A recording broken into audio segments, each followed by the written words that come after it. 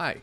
Today I wanted to talk about the iPhone and how it's evolved for me from my first iPhone 3G back in 2009 to what it is now in 2019 with the XS. The iPhone's tightly held ecosystem is kind of bending the knee to Google's ever-growing app library. Not only are Google's offerings some of the most downloaded in the App Store, literally soaring into the millions, but they're also some of the highest rated, and rightfully so. I mean, unlike Apple's proprietary apps that only work on Macs and iPhones, Google plays really well with many platforms, giving you the freedom to work on any desktop or portable device, whether it's at work, at home, or anywhere else. So that's one of the things that kind of really got me thinking. But let's take a look at my iPhone's home screen and see just how much real estate Google is taking up. So starting on the bottom left, I have Google Voice. This lets you make calls, send text, voicemail, and even gives you a unique number for free in the United States. You can use this service on any web browser and practically any smartphone or tablet. Not as much can be said about iMessage, which only works on, obviously, Macs and iOS devices. But I still do have a place for it here on the right. And this is mainly because my family and friends still prefer the blue speech bubbles. As silly as that is. It's really not much to hold on to, but that's kind of where we're at right now with iMessage. Moving on to Google Calendar, aside from the clean layout, schedule view, I really love that it integrates so well with Gmail and Google Assistant, which I'll get to later. I primarily had all of my passwords saved in iCloud Keychain, so I was using Safari for the majority of the time. I just recently transitioned over to Chrome, and I'm loving it. The biggest thing that pulled me in was the amount of extensions and plugins that Google has to offer. Also at work, I use PCs, so having my bookmarks and tabs available cross-platform is a huge plus. Onto Gmail, since I think around 2004, they've been offering the most free storage, the best features, and really strong spam filtering.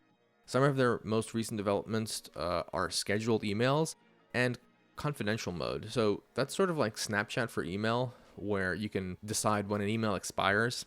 So it's pretty good if you have some confidential information that you don't want existing after the fact. Google Photos is probably the biggest hitter here. So it is most capable of poaching Apple's customer base. They literally give you free unlimited storage of high quality images, which means that it's not raw quality pictures, but it's high enough to where if you're not a photographer, you're not really going to tell the difference. I really love Google Photos for this. And it taps into your camera roll, so you can directly, in the background, upload all of your pictures, and then once they're uploaded, you can delete them from your phone, freeing up a ton of space. If you're not using this yet, you really should be. iCloud Photos doesn't even really deserve to be mentioned. I'm sorry to say, but it's true. All right, Google Drive. So this is a really big player for me, mainly because I like to be able to access all of my data cross-platform.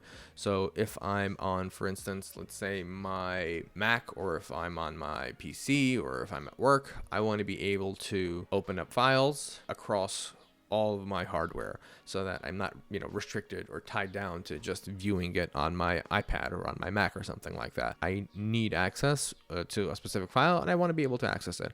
I don't think that's too much to ask for in 2019. Google Drive also integrates really well with third-party apps. It has great search and works flawlessly with docs, sheets, and slides, which we're going to get into in about a second. Now if you compare that to, let's say, iCloud Drive doesn't even have a search bar in the web browser. You literally can't search in the web browser. If you open it up and you go to iCloud.com, how are you supposed to search for something? That just, that literally degrades the experience. All right, on to smart assistants. Google Assistant is far in the lead, mainly because Google actually uses the data it gets from its users, its user base, basically people using it, and that way it improves the algorithms and machine learning. Siri is a much slower learner, and this is really just due to Apple's privacy initiatives. They can't improve her because they don't have enough data to work with. Simple as that. And honestly, I think that this is a setback that really shouldn't exist for Apple, They should let people opt in, treat the data responsibly, and then have an opt-out option for those who don't want to share their, Siri searches.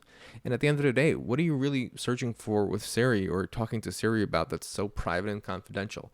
I think that they should have the option to let people opt in to help, Siri become better, because right now she is a distant second. Let's not even talk about Cortana, because aside from the Halo games, she's not really doing much. All right, so up here we got YouTube and Google Maps. I'm not going to pick on these guys because they actually had a spot on here since iOS 2, so they've always been there. And obviously YouTube speaks for itself. It's the only platform that really exists for, content creators to freely share and spread their ideas. As far as Apple Maps goes, I think that horse has already been beaten to a pulp, and there's not much else to really be said about that. On to the big guns, productivity.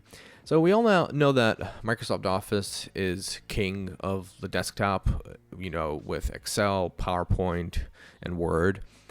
But Google Docs is champ online, and let's not forget, it's free. iWorks is really a distant third, both on and offline. I'm not going to get into detail as far as why I think one is better than the other, because that can be an entire, video in itself. But Google Docs just really integrates well with all platforms, and I enjoy using it. While we're here, you can see that I've got Google Keep and Notes and Tasks in here. I'm a big note user. I use the Notes app very frequently. As you can tell, I've got like over 1,700 notes, and I'm still on the Apple platform with this, so I haven't transitioned over yet. But with Google Keep improving and its really nice kind of layout, I might change one day. But since Apple still has the password security options, I'm going to stick with it for now. But at this point, that's really the only win that Apple has with me, is the Notes app. Then, of course, we have Tasks and Reminders. These two apps are pretty much the same when it comes to the Apple version and the Google version. So I don't really have much kind of beef with it either way. Both apps are pretty equivalent. The only benefit that the Google version has is that there's actually a shortcut to it from within the Gmail web browser version, so you can access your tasks while checking your email. I like reading books, and mainly they're in the form of PDFs.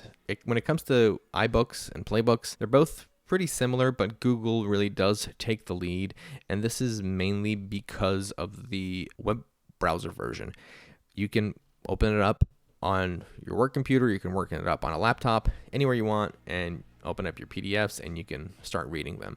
So it's kind of sad that Apple only allows you to read them on your Mac, on your iPad. So they're still trying to do this ecosystem where they're tying people down, but they're not realizing they're losing out to better software. It's what's really becoming a sad reality. Lastly, up here I have Remote Desktop. I use this to access my iMac remotely from anywhere. So if I'm not home, but I have, for whatever reason, need to get onto my iMac and see a file that I don't have on my, iPhone or on my iPad, I'll use Remote Desktop here to connect to my iMac remotely. It works from anywhere. It's really fast. It also has the ability to upload and download files. Apple has something similar. It's called screen sharing built into iMessage, but you have to have iMessage on both devices. Once again, kind of locking you down and not giving you the mobility to do things. There's also this Apple Remote Desktop, but that only works locally on local networks, so you can't do it from like your house to work or something. And it also costs you $80. So not really anything available from Apple in this realm of things. So I guess in conclusion, these apps, back in the day, they felt more like premium features that supplemented and added value to the iPhone. But now they feel like their primary product, and the iPhone is really supplemental. And, who knows? In the future, I might not want to spend thousands of dollars on an iPhone when I can get a well-equipped Android phone for half the price. That's my stance on today's iPhone atmosphere. I would love to hear your thoughts on this, and thank you for watching. We hope to see you next time.